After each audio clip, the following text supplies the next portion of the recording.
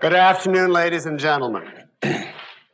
Our subject today comes within the field of the philosophy of education.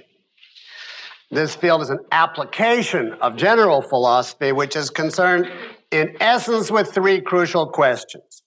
What is the purpose of education? By what methods should a child be taught? And what subjects should he be taught? Now, I take for granted today the objectivist answer to the first two of these questions. To review in a word, the purpose of education, in our view, is to develop a child's conceptual faculty, to teach him the proper use of his mind, to train him in how to think, as against the view, for example, that the purpose is to teach the child to conform to society, a la John Dewey, or to conform to God, a la Jerry Falwell. As to the methods by which a child should be taught, this is really covered in objectivist epistemology. In a word, he should be taught by showing him the rational connections inherent in the subjects he's studying. He should be taught in an organized, structured fashion, which teaches him to integrate all the relevant data and to do it logically. Now, assuming this much, we can turn to the big question for today: what subjects should be presented to the child? Assuming your goal is to teach him to think and that you're scrupulously logical in your method, what actual subject should you present to the child? What constitutes a rational curriculum? Now, the answer here is not obvious. Mankind has a massive accumulated knowledge. You can't teach youngsters everything. Only a tiny fraction of that total. Certain essentials that will equip the child for life and thought thereafter. What are those essentials? Now, let me say that I'm not necessarily discussing here the proper curriculum for every conceivable student. It depends to some extent on the child's intellectual capacity, his financial means, and his motivation.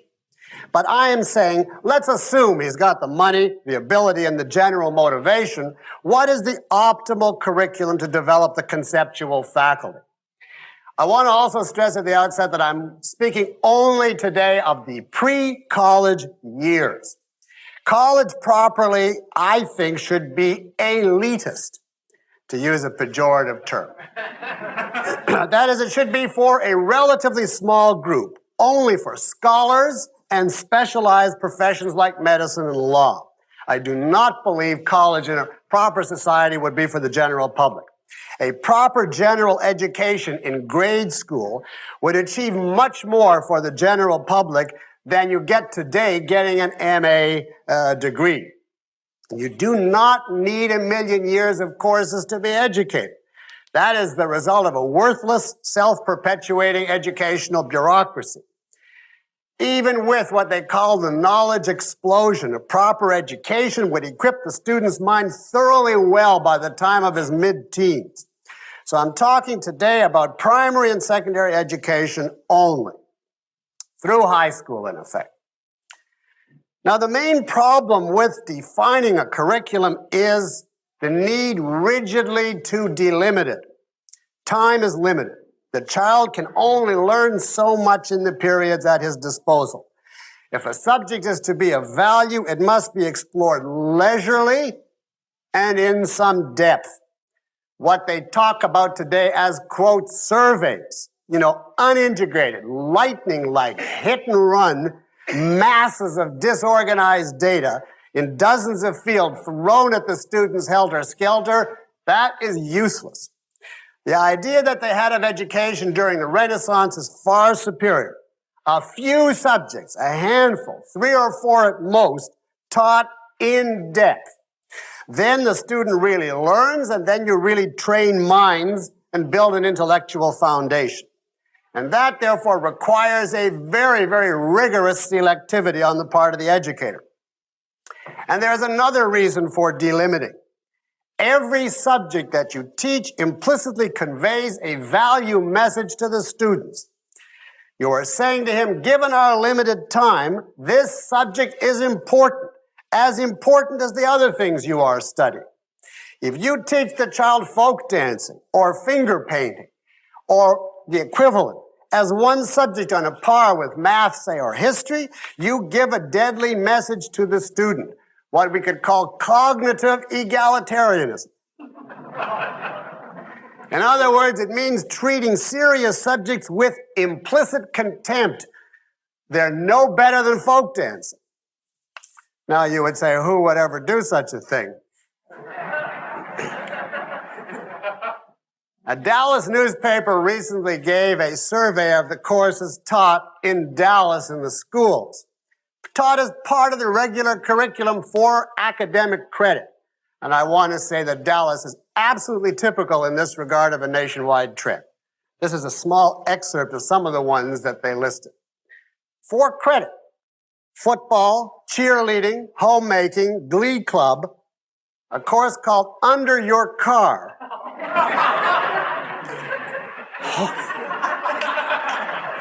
home maintenance, family living. Then there is the military courses, so-called general plastics, general ceramics, general jewelry, and general leather, along with general metal, general wood, and general photography. There are courses, these all have capital letters: yearbook, school newspaper, ethnic dance, mariachi bands, driver education, health education, training for marriage. Now, we just don't have, that's given only by divorce. We don't have time to go into. One citizen of Dallas was quoted as stating the following, quote, "This year my son's counselor put him in a mass media course and they spent their time watching Busby Berkeley movies.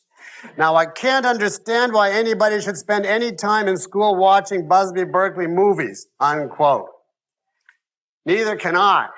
And all of that represents the death of education. Just because you like a subject yourself, it does not follow it should be in the curriculum. Just because a subject has some, quote, practical value, like how to drive an automobile, it does not follow that it should be included. Education is a highly specific process. As I've said, it's training the conceptual faculty, and only the subjects essential to this should be included. What are they? In my opinion, it comes down to the 3 R's and then 4 main areas thereafter. No more.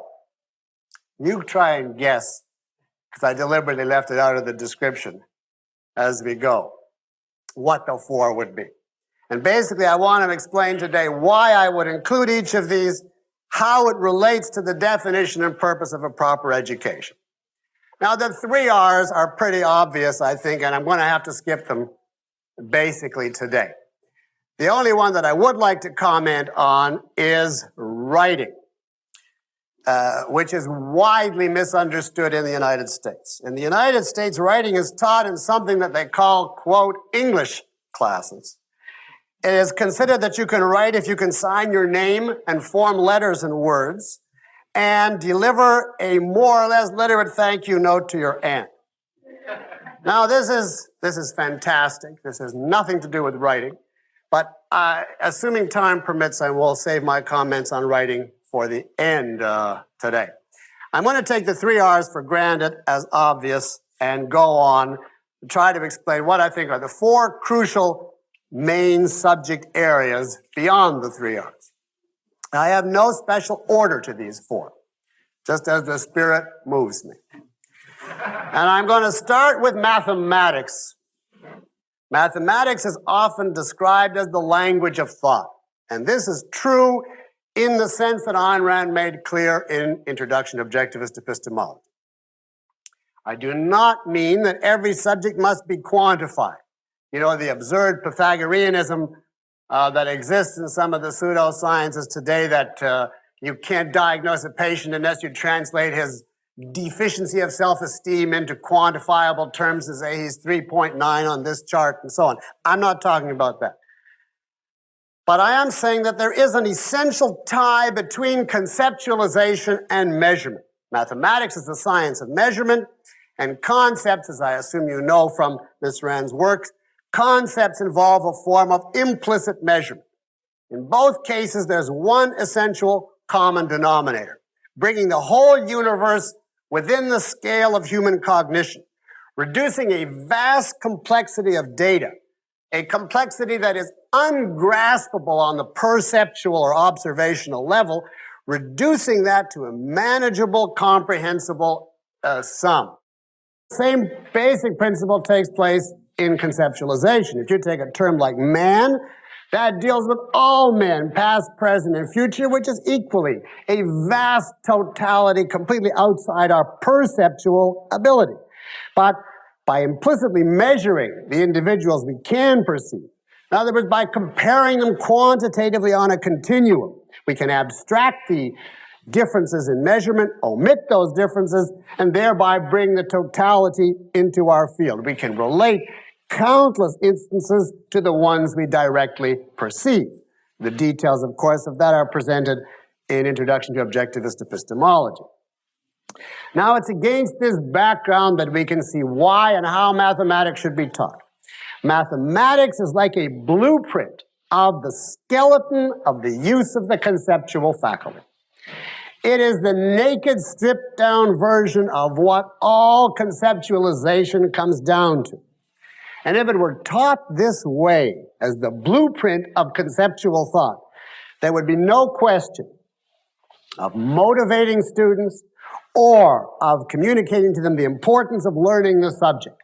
Take as an example, if you get to algebra, if you introduce it the way most people do today, most teachers, the kid comes into algebra and they put on the board A's and B's or X's and Y's and rules of equations which are utterly mysterious. Even if the individual rule is intelligible, the whole thing doesn't make any sense. Why would you want to even talk about A's and B's and X's and Y's? Then, of course, the whole subject is unintelligible, unmotivated, purposeless. But if you could explain to the student, which is not difficult, that concepts are to percepts what numbers are to concrete quantities, and that what higher level concepts are to lower level concepts, algebraic symbols are to numerical ones. I'm assuming you understand that, but in other words, individual tables are physical objects.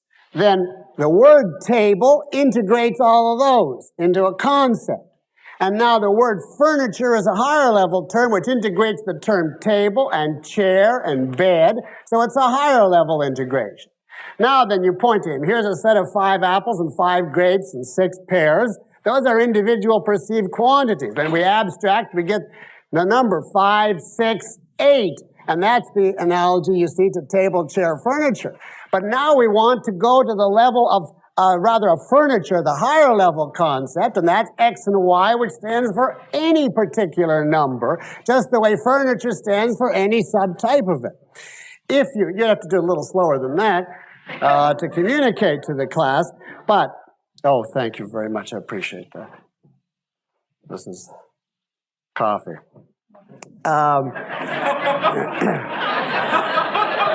That's just a concrete. If you present it to him, I've just sketched in that fashion as an X-ray of the nature of thought. It's like the pure method of broader and broader integrations with the content abstracted away. Then you build up in the student a tremendous respect for mathematics and a sense of the intelligibility of the subject, and you illuminate at the same time the whole conceptual process. So in my view, the key to teaching mathematics is Miss Rand's theory of concepts. Now this involves teaching mathematics in relation to reality, to the physical world, to real concretes, not as floating Platonic abstractions the way they do it today. Geometry, of course, is a natural from this point of view. I don't mean non-Euclidean geometries the way they're taught. I'll leave that to Harry Binswanger to take care of.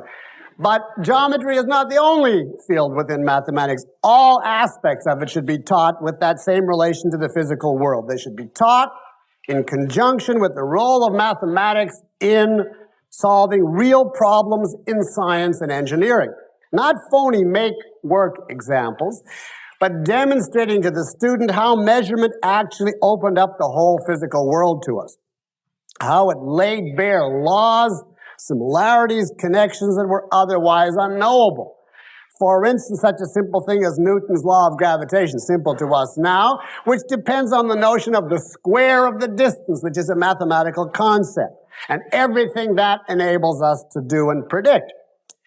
If they come to see mathematics as the key to the universe, they will then benefit from it enormously as against a senseless parade of empty abstractions.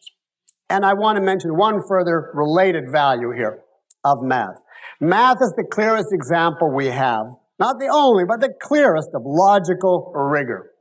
Every subject, of course, should be taught logically, and is logical properly taught. But mathematics is a pure deductive structure, so it's the most obvious, simplest example of logical structure.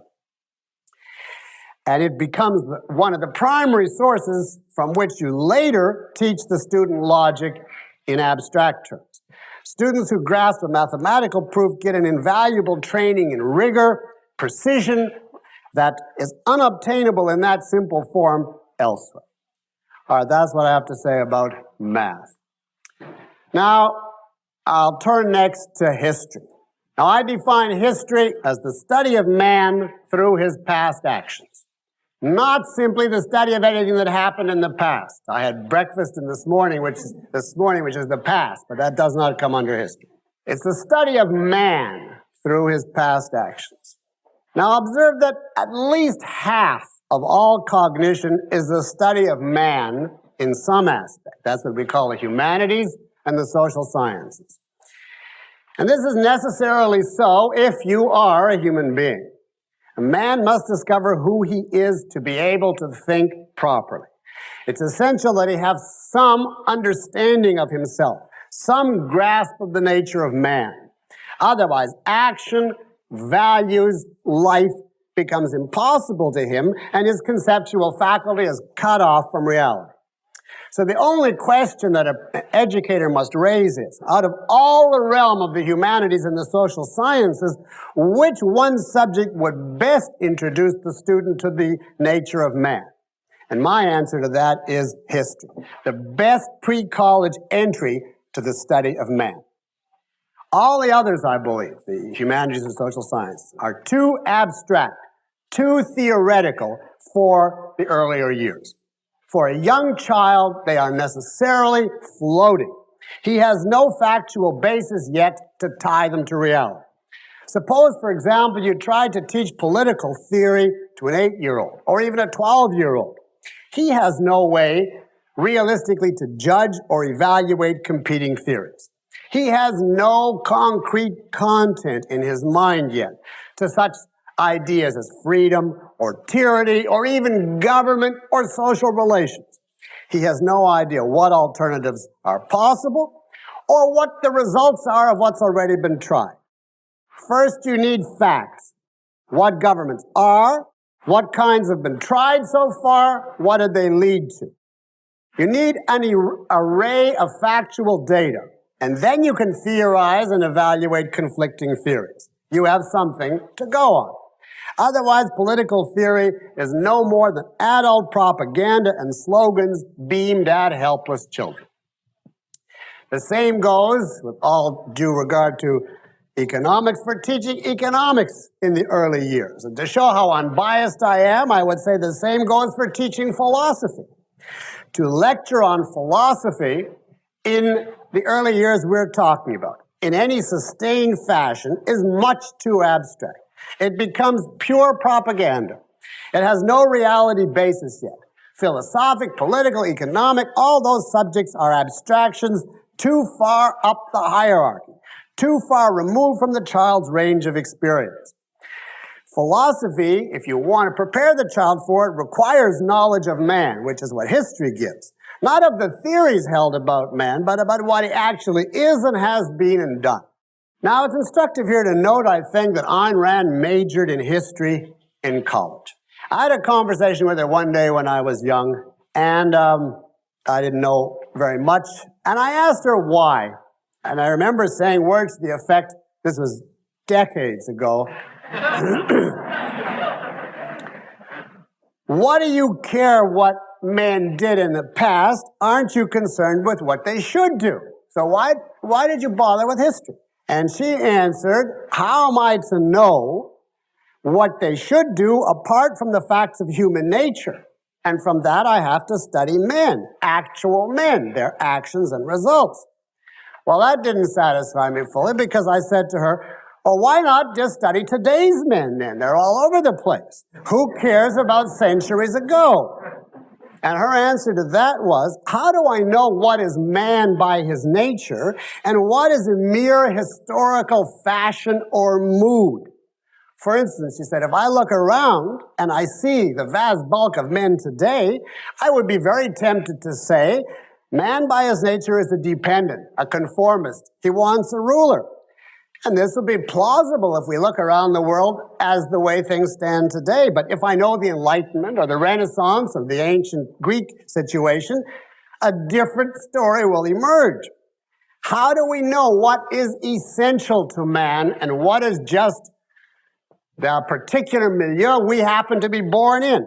You have to know the past. You have to know what endures, what is omnipresent, what causes lead to what effects everywhere, regardless of current fashions, what variations are possible and what principles are immutable.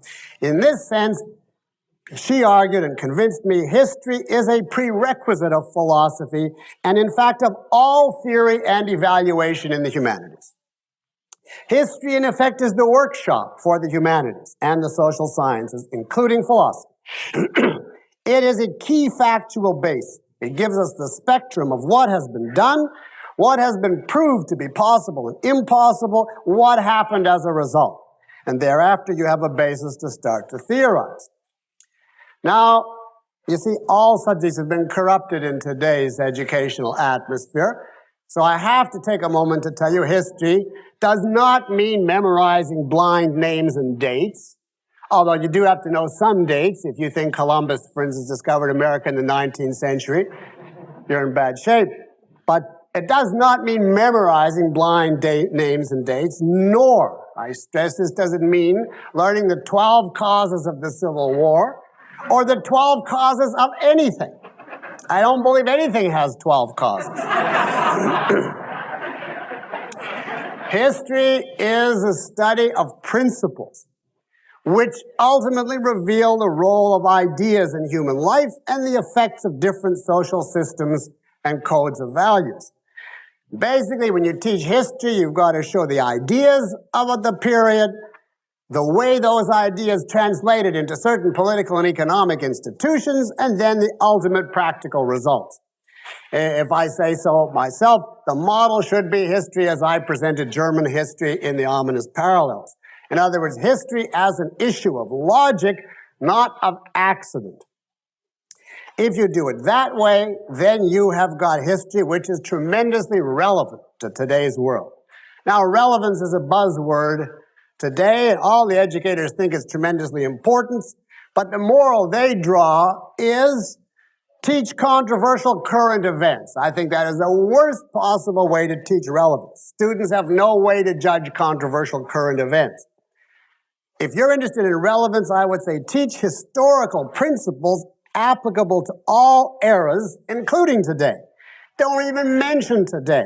And if they learn the right principles, the students will soon enough judge today's issues without the need of any guidance from the teachers. If you teach history properly, you will also be teaching many other things. You will be teaching the art of integration, conceptual integration, because you'll be connecting every aspect of a society. You will be teaching logic because you will be showing structure and consequences. And you will be teaching philosophy by showing what kind of ideas dominated the period. And you will also, I may say, be implicitly teaching values. You'll be teaching values in the same way as a child's burning its hand on a stove teaches values. One lecture on the facts of the Middle Ages, as against the Renaissance, teaches more values to the student, assuming it's a decent lecture, than dozens of lectures on virtues and vices stated and defined as abstractions. All right, let's go on to science. That's number 3 on my list, so you've got one more to guess. Now, I mean here, of course, there's a sense in which all subjects are sciences, but I mean what they call natural science, and above all, I mean physics, which is the basic science. If history offers to the student the facts about man, science gives him the facts about nature. You could say, in effect, history introduces him to consciousness, science to existence. Or, if you look at it from the point of view of his ultimately learning philosophy, history gives him the data for ethics and politics, science gives him the data for metaphysics, the nature of reality. And both these aspects, of course, are crucial to a man's proper intellectual development. Man acts in nature. So ignorance of either of these halves is incapacitating. If you knew only the nature of man but not reality, you would also be helpless. Where is man acting? What can he expect of the world? How is he to deal with it? What does it demand? Equally, reality, if you knew its nature but you knew nothing about man, would be equally debilitating. You know what Snow used to call the two cultures? Well, he was right. They should never have been split apart, so-called science and the humanistic cultures, and today there is a disastrous dichotomy between them. A proper education would have to integrate both. From science, the child should get the knowledge in concrete form that it's a lawful universe, cause and effect, the law of identity operates, there are no miracles, and therefore the universe is intelligible, and reason has the capacity to understand it. Now, it's often said that you should teach science to children so that they can learn scientific method. In other words, purely for epistemological purposes. I do not agree with that. I think that all subjects equally teach epistemology if they're properly taught. In other words, they teach you how to think. This would be as true of history as of physics or math. Now, I don't deny that there is a value to teaching a child about the specifically scientific methods, such as experimentation or quantification. But I don't think it is a value as such and of itself, because you're not necessarily training future scientists. That'll be a very small number of your students. It's worth learning some scientific method only as another variant of the wider methodological, epistemological principles that the whole education should be geared to train. Precision, evidence, logic, integration. Now, as with the teaching of history, so with the teaching of science. Science is crucial if it's properly taught to train the child in integration.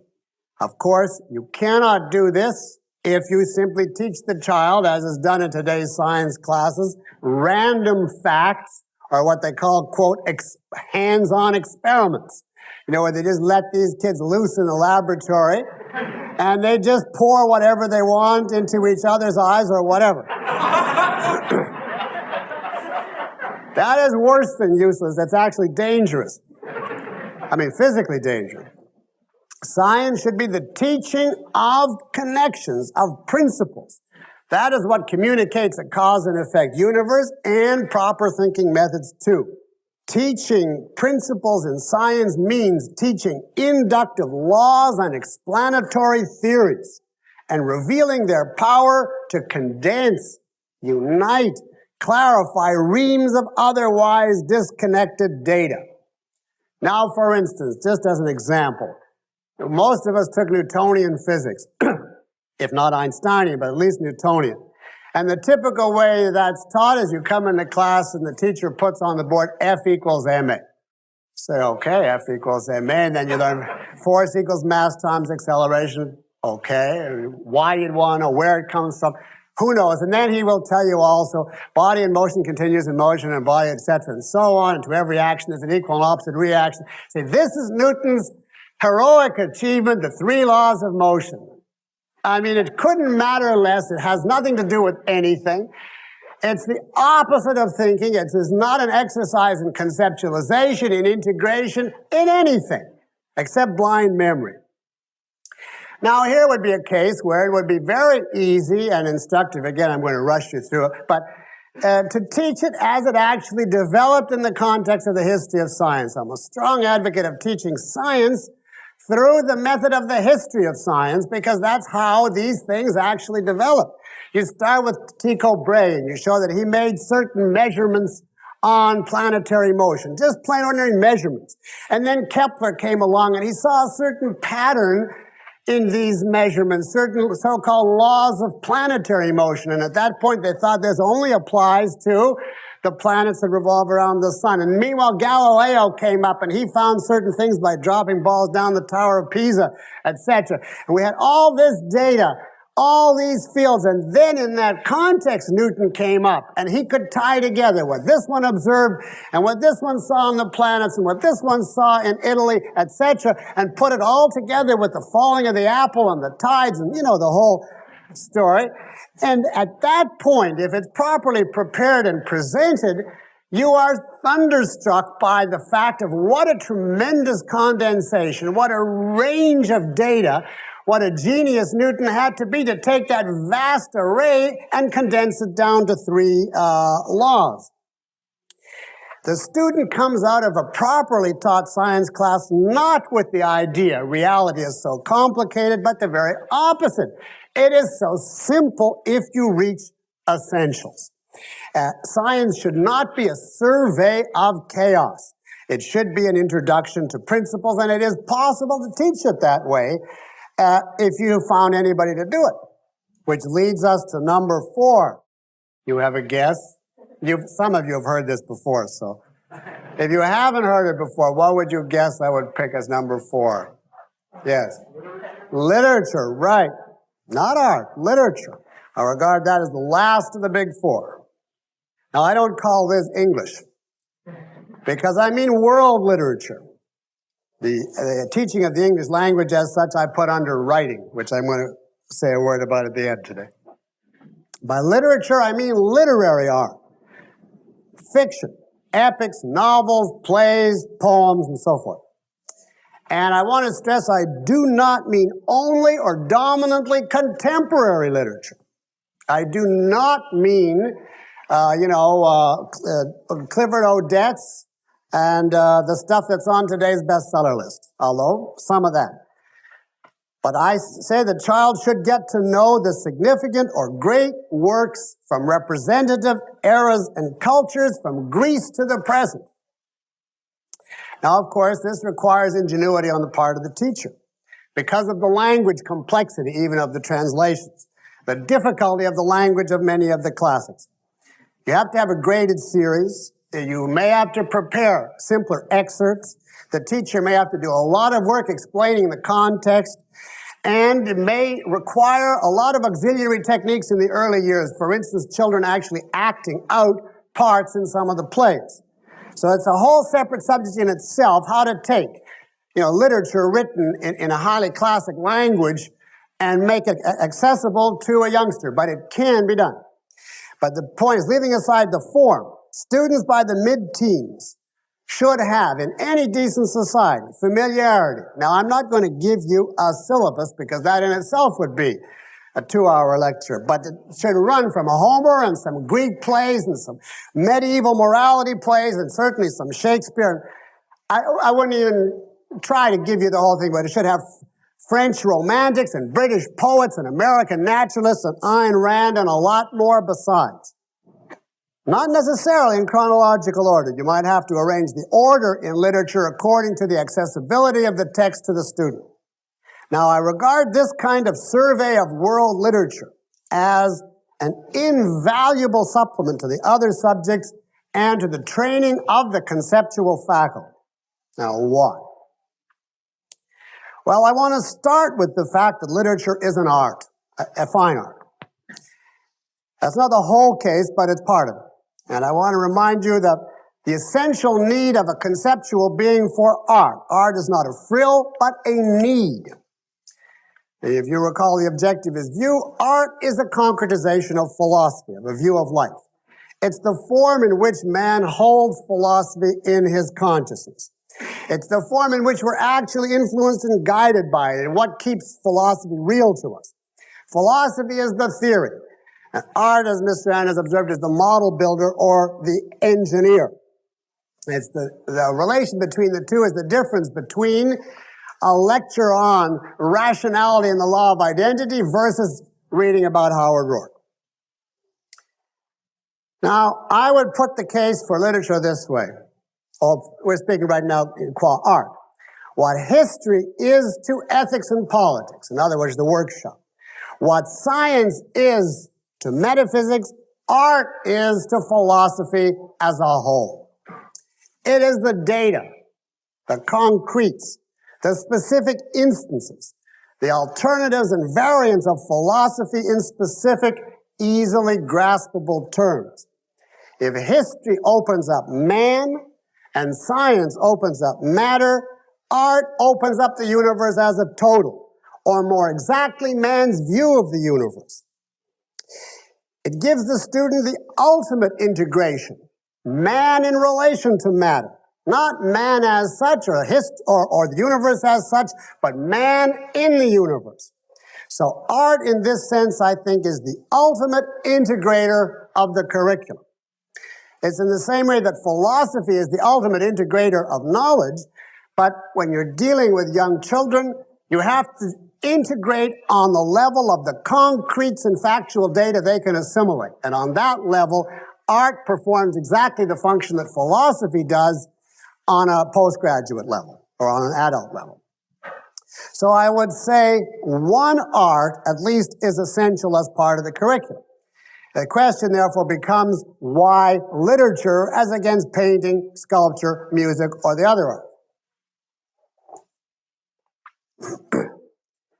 One lesser reason is that the other arts are much harder to teach. For instance, in music, there's no objective vocabulary yet at all. It's very difficult even to teach painting properly. Literature is much easier than any other art to teach, and this brings me to my major reason why I would pick literature as the art to teach. By its very nature, literature is distinguished from the other arts by what one salient fact? With a C. With a C, not concretes. It's the conceptual art. It is the art whose medium is concepts. It is therefore by far the easiest to teach, and as a potential thinker, you get more out of literature than any other art. It's the fullest and richest in regard to subject matter because it's conceptual. The other arts, now here not in any way derogating them, but they have to capture a view of life in perceptual terms, in terms of sound and sight. And therefore they can only capture and convey certain broad essentials. But literature can capture subtle details of a view of life, subtle variants of character, alternatives of a range and nicety, exactness that are unique to it. Compare the difference of the most heroic sculptor, for instance, the David, from the same basic philosophy captured in a character in fiction. And there is still a further point. In the act of reading literature, the sheer act of reading, if you do it, awake, you learn a tremendous amount about the use of concepts as such, about concepts in the expression of thought, because it's a conceptual medium. And this is important even if you never intend to be a professional writer. Thought involves and requires competence in writing. I'm going to make that point at the end today. And writing is significantly improved, your own writing, if you steep yourself in literary art. And from this point of view, it makes no difference whether the art is philosophically right or wrong. If you simply allow a massive exposure of your mind to the skilled, evocative use of concepts used by an expert to achieve precise cognitive and emotional effects, and that, after all, is what literary style is, That is invaluable training in your own use of concepts. You don't need a literary style like Shakespeare, but a study of it will improve your own writing on any theme. Your own precision, your own emphasis, your own clarity. Assuming, of course, it's taught properly and in principle, and not that you have to memorize Middle English and spout a few inappropriate metaphors.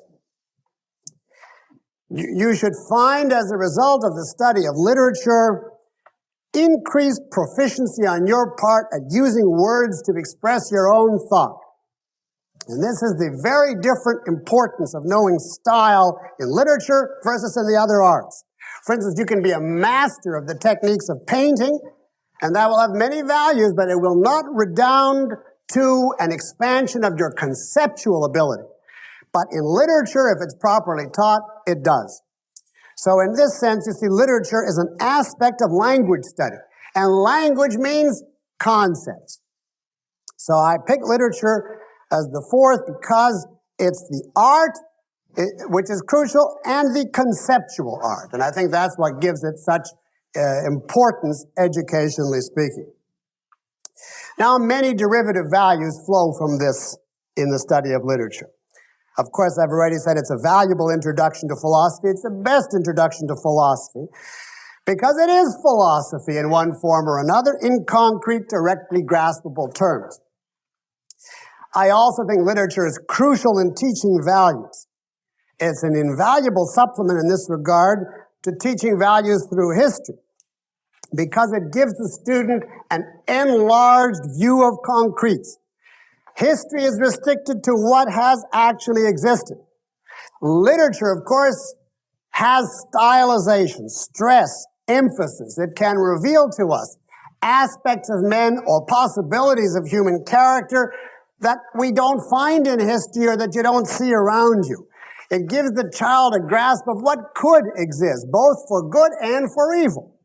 And here I refer you for details to the Romantic Manifesto and the role of art in developing a child's sense of life.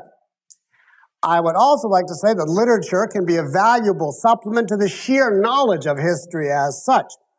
If you want to gain knowledge of a period, there's nothing quite like reading artworks from that period.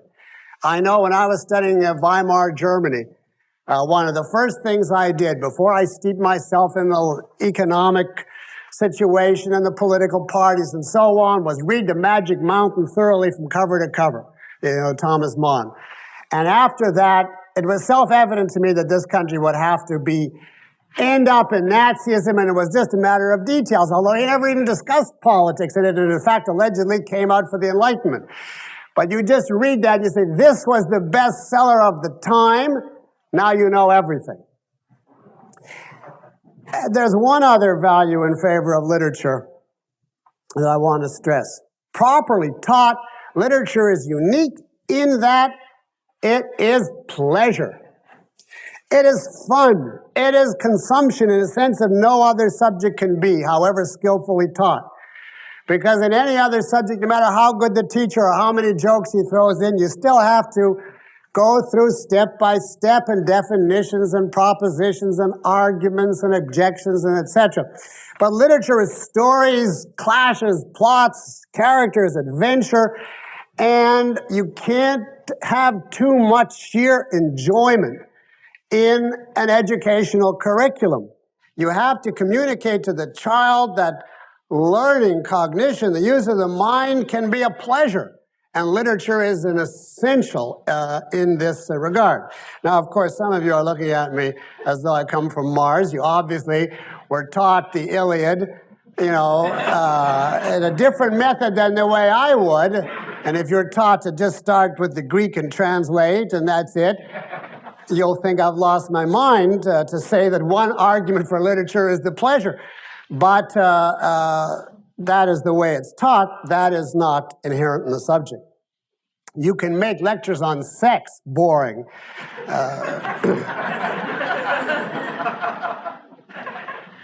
And even demonstrations. Now that is my ideal minimum curriculum. Mathematics, history, science literature. Now I want to look at very briefly several other candidates for a curriculum that you undoubtedly, some of you are wondering about. What about X? Wouldn't you teach that? So I'm just going to toss off these in a couple of sentences apiece. I don't say that in a proper school, everything else should be forbidden. I say everything else is conditional. If it is hierarchically prepared, if it doesn't take time and focus away from the big four, if it is integrated into a curriculum where they are the heart and core, okay. But remember always that there is such a thing as extracurricular activities. In other words, lots of things that you don't dignify to the status of the curriculum, but they're adjuncts that you do in recess, or on the bus or whatever on the way home. There's also evenings and weekends. There's also parents on top of teachers, and there's lots of places to learn beside the school, including by yourself. Now, if we take all that into account, let's run through a few of these possible candidates. Art or music. I think those are ideal for home learning. You can listen to records at home. Your parents should take you, if you are lucky enough to live in a place with museums, to them. If they're taught in school at all, I think they should be simply a peripheral adjunct, either an adjunct to literature, to show how the same trends that they've seen in literature are illustrated in art and music of a period, or as adjuncts to history, as examples of the nature of the period. But I do not think they are essential to school, and I would be very jealous if you hire a teacher who knows the subject and she says, or he says, I need more time for history, I can't also fit in Bach and Beethoven. I say, goodbye to Bach and Beethoven then. Let them get it at home there. I mean, radio has to be good for something. Now, a foreign language. There is real value to learning at least one foreign language. And it is a conceptual value. It enables you to see the essentials of language. In other words, what is inherent in a conceptual framework by its nature, as against the variable elements which change from language to language. You grasp the structures that are present everywhere. So you are more of a master of any one language if you know two. But there's a big caveat here because it presupposes that you really learn the second and acquire fluency in it. As now taught in most places, this is not accomplished. Now, for instance, I went to school in Canada. We started French in grade 7. And I took 5 years of French. And the net effect of that when I left school is that I could say, "Puis-je quitter la salle de classe, s'il vous plaît?" Which means, "Can I leave the room, please?" Which was the first sentence we had to learn and the one that we never forgot. Now that is a waste. It takes a lot of time away from the rest of the curriculum and you emerge with nothing if that's what you end up with. So I leave this subject open. If it's possible, okay. But if you have to, it takes a lot of time to do it properly in school. And if you can't fit it in, then I would say dispense with it, and you have two terrific alternatives. Send the kid to Berlitz or one of these commercial places which will saturate him with a language he'll learn more in 12 weeks than he'll learn in 12 years of the teacher standing up and saying, "Je suis tu," and so on. Or even better, take him to Paris for the summer and just plunge him into a French home and pick him up in the fall. Unfortunately, you can't learn ancient Greek that way.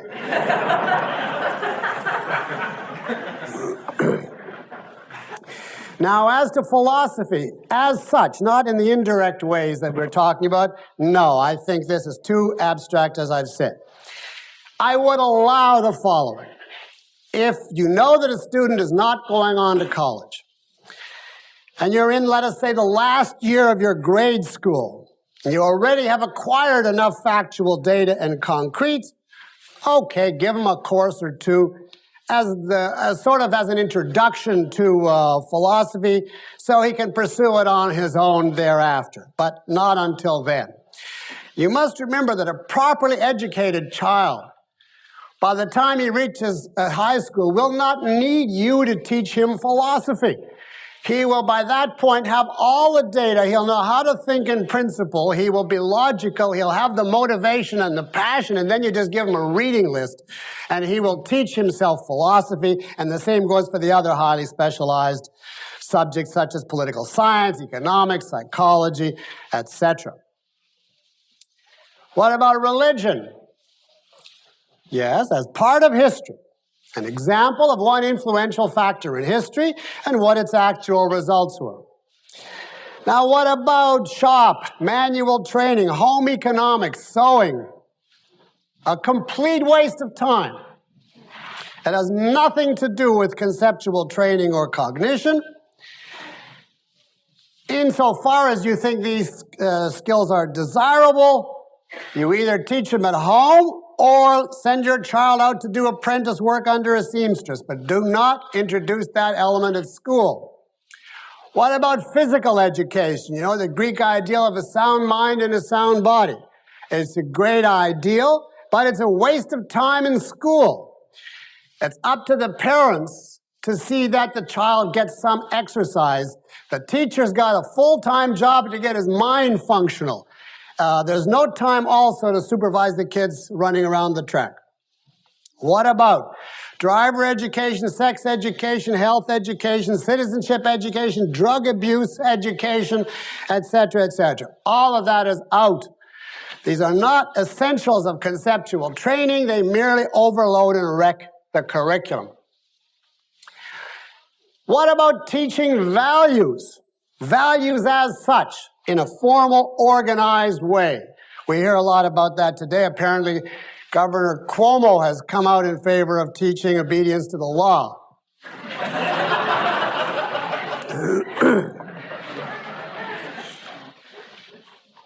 I believe that a formal training in values is like philosophy. It is too early until the child reaches the mid-teens, if we're talking in a school context.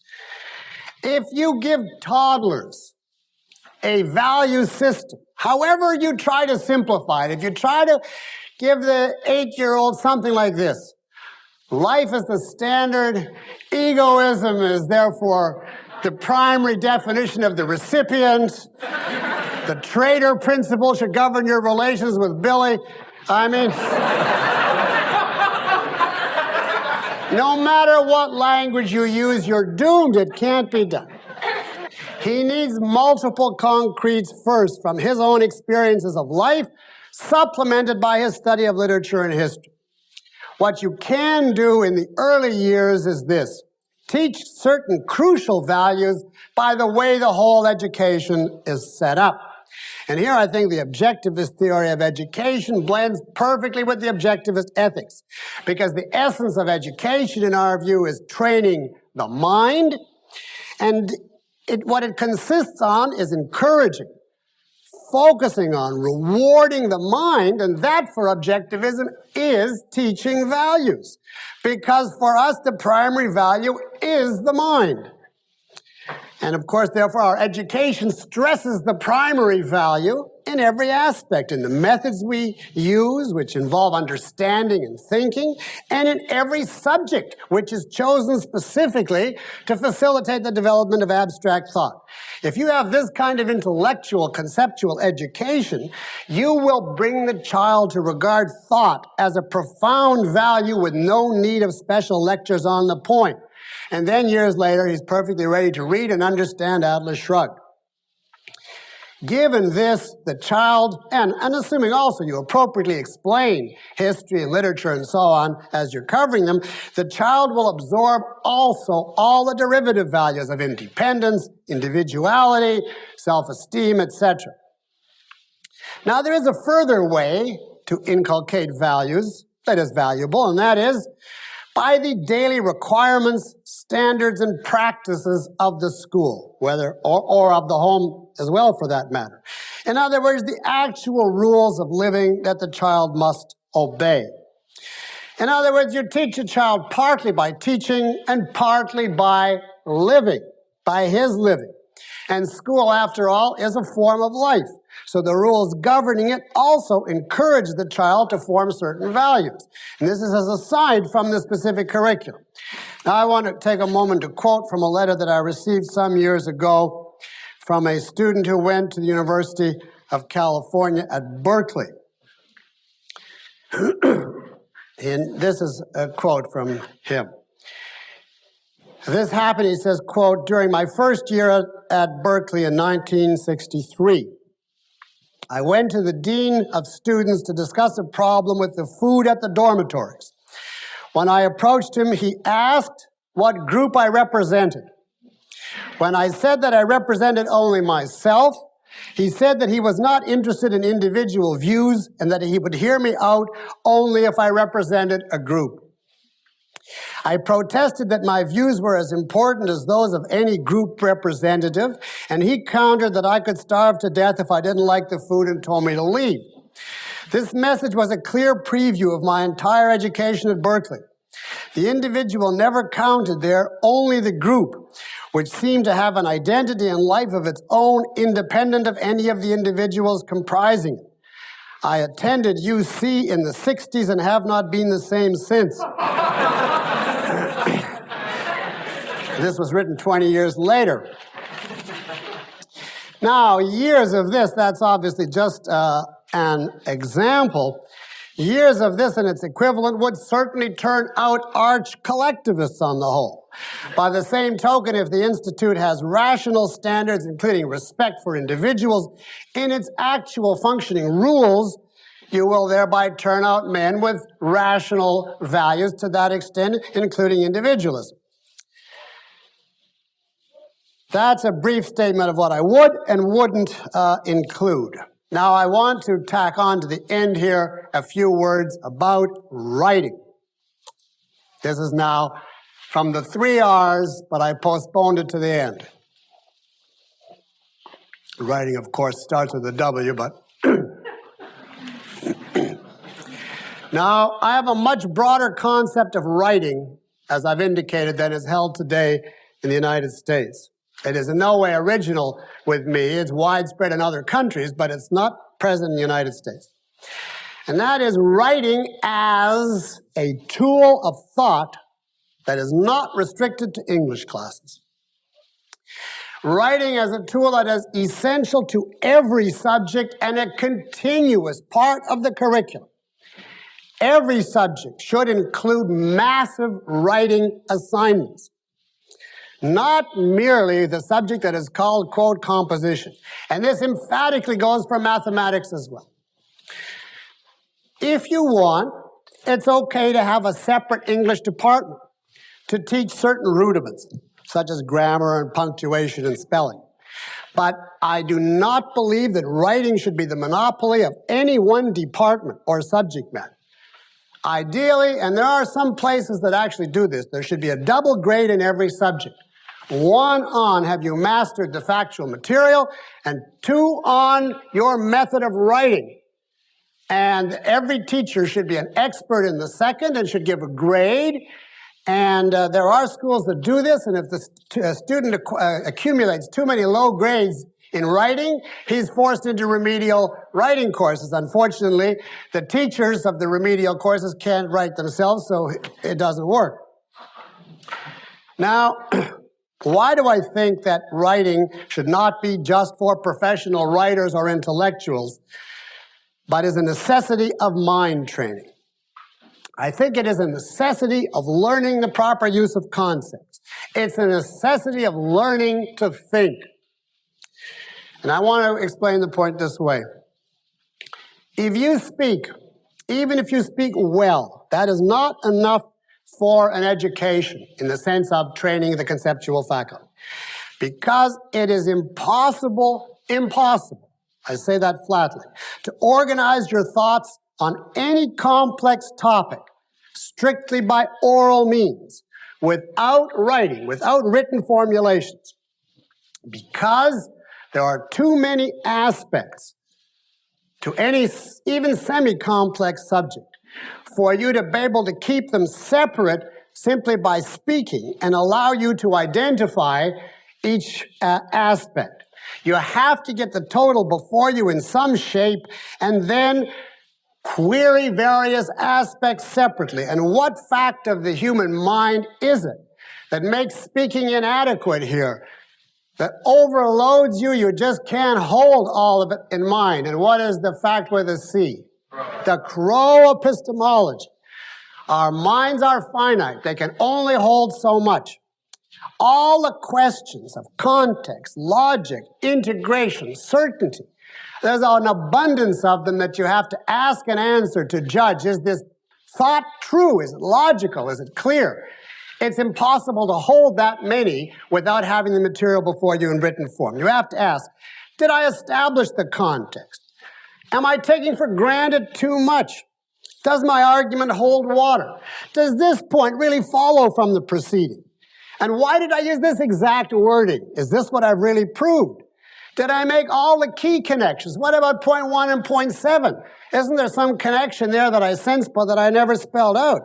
And what are my key points? What's really central here as opposed to what is simply an example? Did I claim the right assessment of my knowledge? Is it certain? Is it highly probable? If the latter, what would make it certain? And so on. No one can hold all this in mind as they're speaking out the content of the view. The only method is writing. Blurt it out. Get some ideas and organization down on paper. And then you query, you check, you evaluate, you rewrite. And the crucial point is, the rewriting is not primarily for others. It is for you. It is for your own mind. It makes your own thought clearer, more logical, more exact. You are editing for yourself. You have to keep asking, do I know the definition of this term? Is this claim really justified? Why this word? Is this passage really necessary? Am I just adding it because I heard somebody else add it, etc.? Why 2 examples? What does one add that the other doesn't? I mean, we could go on with these questions forever. But all of these consist of checking the quality of your thought and your writing simultaneously. So if you take down any one sentence from today, this is the one I would leave you with. Editing is the perfecting of thinking, and there is no other way to do it. In other words, revising your initial formulations, that's what thinking really consists of. Blurting it out first is the raw material. It's just getting the data, the stuff down there. But the editing is the process of learning, of thinking, of being logical, of achieving cognition. Now, Americans, present company accepted, needless to say, have the idea that what they blurt out is fine for them, and editing is a social process that they go through because there are some arbitrary rules of the use of hyphens. This is a bizarre misinterpretation. Ayn Rand, for instance, knew her views very well, and she had years of notes before she undertook a novel. On Atlas Shrugged, for instance, she wrote in longhand, and she rewrote every page at least 5 times. Editing, rewriting, revising, changing, and that was not primarily for artistic style. That was for clarity, integration, logic. Editing is thinking, and it gives you a chance for precision, clarity, and logic that is simply not comparable in speaking. Now, I have abundant experience of this point because I can't tell you how many times I've had this experience. I've delivered a lecture like today's, for instance, where I have some notes, but a lot of it is extemporaneous. And it strikes me as being very clear. I have the inner sense, yes, it's really clear, and the audience is nodding. They really get it. Everything is fine. And then I will subsequently have to edit the lecture for publication. And it is astounding to me every time, and even though I know the theoretical reason why it has to happen, how much was unclear, was vague, was approximate, was left unanswered, it was just left hanging. How many things I was able not to confront in delivering what I thought was absolutely impeccably unanswerably clear.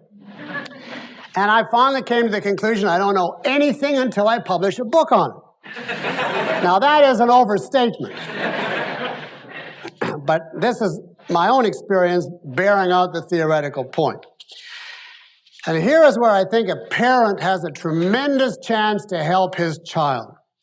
Because this kind of editing that I'm talking about does not require expertise in grammar, in the technical sense, or copy editing and spelling and so on. It is if you can acquire the skill of being an editor in this large sense, you are able to give your child a tremendous value. And if you're going to do this, I want to conclude on two practical tips to parents or teachers in teaching writing. First of all, when you assign a topic, discuss it at length with the student in advance. This idea that they have in this country, if you just announce a topic and he goes home, is ridiculous. The purpose of writing is to teach the child thinking. And therefore, you have to take him by the hand and first of all, discuss with him. How will you delimit the topic? It encompasses 100 possibilities. How will you decide out of that to narrow it down? And then you must discuss with him. What kind of points logically would you have to discuss before others? In other words, you have to work out with him an outline. And then if it's a controversial subject, you have to familiarize himself with what kind of problems or objections he's going to have to take cognizance of. In other words, you have to go through with him in advance in a sort of Socratic tutorial, one-on-one fashion, the preliminary difficulties. You do a lot of the exploratory work with him. You don't just send him home with, my summer vacation or some nonsense like that without anything further. And then the other tip I would give you, I see I'm overlong here, but I'll be very brief, is take his writing seriously when he hands it back to you. Treat it as though it is published work. And be frank and blunt. Now, by blunt, I hasten to say you cannot damage his self-esteem. So I don't mean tell him he's worthless and he should be a coal miner. Compliment him, make sure you create the appropriately positive context, but if he's unclear, you have to tell him so frankly. You have to tell him, I don't get this point. What did you mean by this? Or say, this point is very convincing, but why this word rather than that word, etc. You have to show him that you really take this stuff seriously. And he will thereby absorb from you the importance of intellectual rigor, as against the way they do it today. They just, read through the thing, if the teachers even read it, and they mark some comment like good or fine and so on at the end. That is absurd. That communicates only contempt for the process. Writing should be, if we can use the term in a secular sense, a holy process, H-O-L-Y. And it should be treated with extreme respect, and I think you will find commensurate value if you put that effort in. I'm sorry for being a bit long. Thank you very much.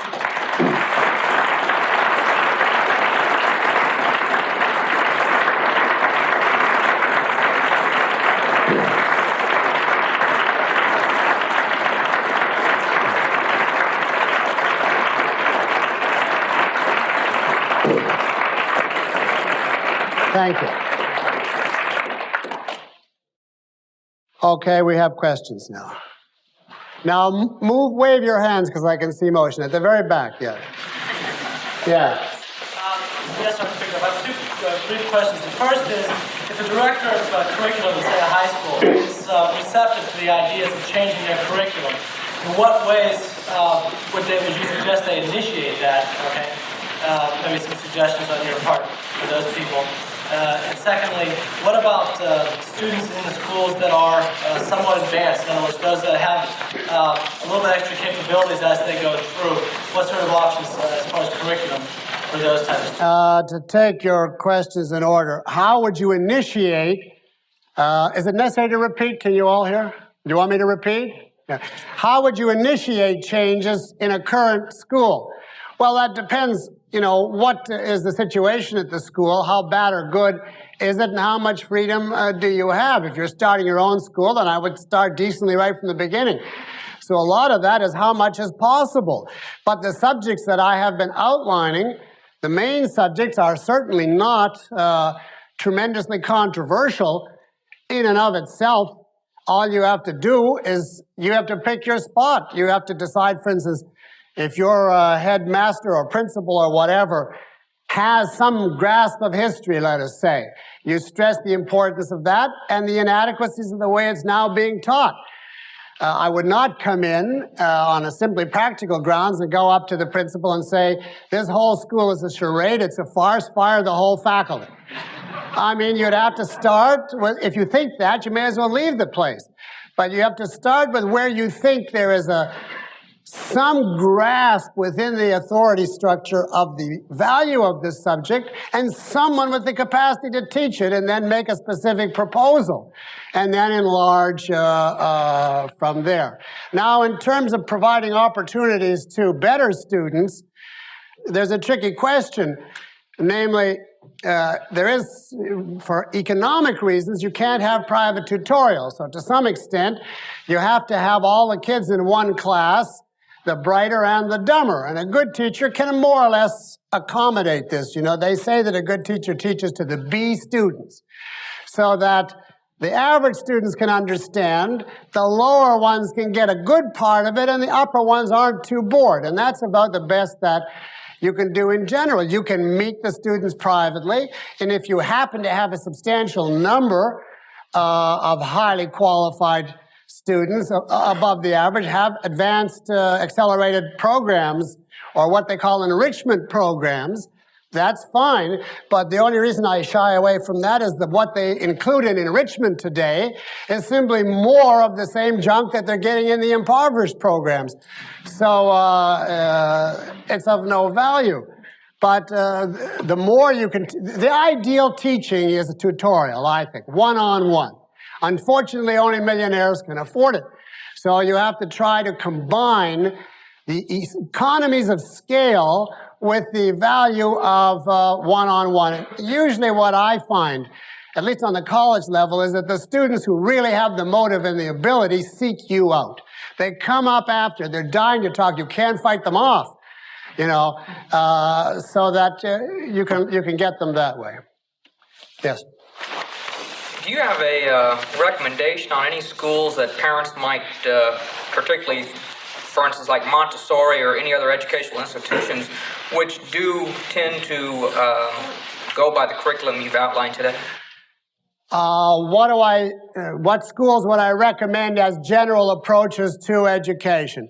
I certainly think Montessori is excellent for reasons that have been made clear in objectivist literature, although I'm not in entire agreement with Montessori in the higher years. Montessori, I think, is excellent when the child is on the preconceptual preschool level, let us say up to about 6 or so. But at a certain point, I believe that properly taught, you can present the child much more direct conceptual content. I don't think you have to simplify and perceptualize it in the age of, say, from 6 to 9, the way, in my understanding, Montessori does. I would be more aggressive and be more explicitly conceptual earlier than Montessori. But if we're talking on the preschool years or up to 6 or so, I think Montessori is excellent. Now, a lot of this, let me say, you can't tell by sheer a priori philosophic discussion. You have to have actual empirical data. So I can't say to you, objectivism holds that at 6 or 6 3/4 is the time. It depends on the child's motivation, and it depends on the teaching, and so on. You have to reach the point where the child has the ability to concentrate sustainedly for 20 minutes. Now that is the minimum unit, I think. Below that, he can't get enough to be equal to a thought. Now, it takes a while for a kid to be able to sit for 20 minutes, and there are PhDs who can't do it. So you have to judge on that basis, but it's hard for me to say. It varies. Now, for instance, in regard to timing, there's a big controversy at what age should you teach a child to start reading. Now, philosophically, I couldn't tell you it has to be by this age. I am trying with my daughter to do it as young as possible, so far with conspicuously poor results. Now, she's going on 17 months, and the only letter she can say is "huh" for age. And I can't tell you the amount of time I have sounded out the alphabet phonetically with pictures and so on, bee, you know, and so on, but with pictures of bumblebees. So far, with very poor results, she thinks I'm crazy. So obviously, this is too young, you know. But at some point, I mean, I'm going to do it. So obviously, you can start too early, but it's an issue of you have to go by empirical data there. The other main type of schooling, which, believe it or not, and with many, many, many, many reservations and qualifications, and if this is being taped, a qualification is more important than the sentence here. The other type that has some value to offer is Catholic schools, parochial schools. When I was teaching in college, I could tell Catholic parochial students, the ones who had gone through that, from the others by the ability to paragraph, spell, and write English. They were taught certain rudiments of the use of concepts, of language, and so on, that public schools and even the quality private schools simply didn't instill. And it was used to be a pleasure to deal with them, even though, of course, they were indoctrinated in so many ways by so many bad things that it's a question of a trade-off, what you gain for what you lose. If you have a solid atheist child and you can't find a decent school, consider that as a possibility. But it is among the best that exists today. But I mean, you know the dangers, and if I hear that this came across as Peikoff comes out for a Catholic education, yes. How does a child in his early years recognize that history is a part of reality and not just fiction? Well, the child in his early years believes what you tell him. So if you tell him that there was a time before this country was settled, there was nobody living here. You point out to him, you know, an empty field and say the whole country was like this. He doesn't think that's a lie. It takes him quite a while before he realizes that education is dominantly lies. At the beginning, he's trusting. So you tell him, this isn't fiction, this is fact. And any child, you know, you can even pretend at 16 months, because I can see that my daughter can tell reality from a game where she's pretending something. So by the time you're talking 3, 4, 5, they will accept as fact something they don't perceive if you simply present it as fact and you make it intelligible. I don't think there's any problem therefore. Yes? Yes. Actually, it's not a question. It's a quote that I read in the newspaper. It was reporting on an opening of a public school in Fort Defiance, Virginia, and they had a functionary from the Department of Education there. And he started his speech with the sentence, "The children belong to the state." Good Lord. That is horrifying. But he's stating explicitly what everybody else in government is doing implicitly. The unfortunate thing is, if only they would state it explicitly too, they wouldn't get away with it. You know, I mean, I think that if Reagan or the Democrats or whoever stood up and said, we want to come clean, our political view is that the citizens of this country belong to the state, each of you is a ward of Washington, there would be a rebellion. The whole trouble is they don't say it that openly. If only they would say it that openly, we would be safe. What they do is they campaign against government, whether it's Carter or Reagan or whatever, and then when they get in, they simply become the state and take over everything. So it's too bad they're not that open. Yes? In the ideal school, how would one avoid sort of inculating rationalism in the child if when teaching them mathematics? You know, deductive structure could imply that. How would you avoid inculcating rationalism by teaching deduction? Rationalism is a perversion of deduction. And there's no reason in the world why deduction as such is detached from reality. If the premises from which you're doing the deduction are floating abstractions, then of course it's rationalism. But the secret is that the premises have to be, the ultimate axioms, have to clearly, in his mind, relate to reality. And this is how, for instance, we were taught geometry in Canada. The axioms, you know, from a point outside a line, Harry is going to, Binswanger will talk about that, but they drew diagrams. You actually saw what they were talking about. If equals be added to equals, the results are equal. She had 2 apples and so on, and passed them back and forth.